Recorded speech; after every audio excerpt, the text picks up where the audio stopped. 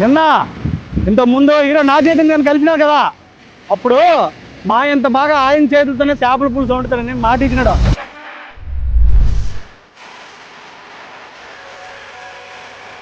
ఆ మాట ఎంతవరకు కరెక్ట్ అవుతాం చూడడానికి వెళ్ళాం.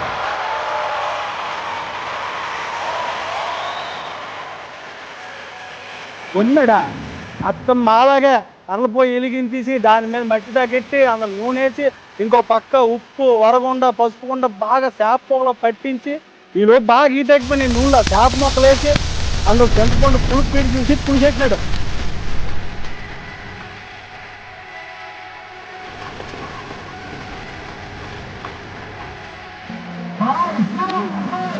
బాగుందనుకుంటా. నచ్చిందా? కొంతసేపటికి మూకుడు తీసి తల మరుగుతున్న పులుసులో కొత్తిమీర వేస్తుంటే అప్ప ఆ వాసనకే నోరు ఊరిపోయిందంటే చాలా బాగుంది.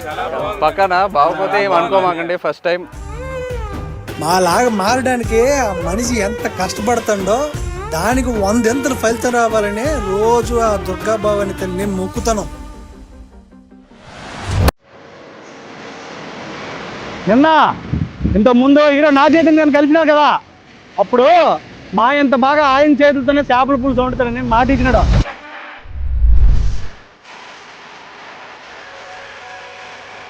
ఆ మాట ఎంతవరకు కరెక్ట్ అవుతాం చూడడానికి వెళ్ళాం.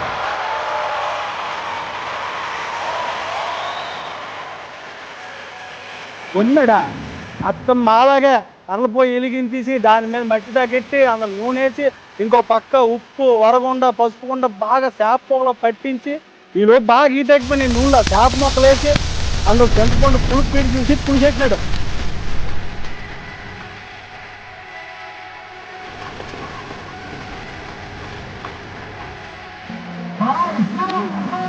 బాగుందనుకుంటా. నచ్చిందా? కొంతసేపటికి మూకుడు తీసి తల మరుగుతున్న పులుసులో కొత్తిమీర వేస్తుంటే అప్ప ఆ వాసనకే నోరు ఊరిపోయిందంటే చాలా బాగుంది. పక్కన బాగోపోతే ఏం అనుకోమాకండి. ఫస్ట్ టైం మాలాగా మారడానికి ఆ మనిషి ఎంత కష్టపడుతుండో దానికి 100 ఎంతలు ఫలితం రావాలని రోజు ఆ దుర్గా భవాని తల్లిని మొక్కుతాను.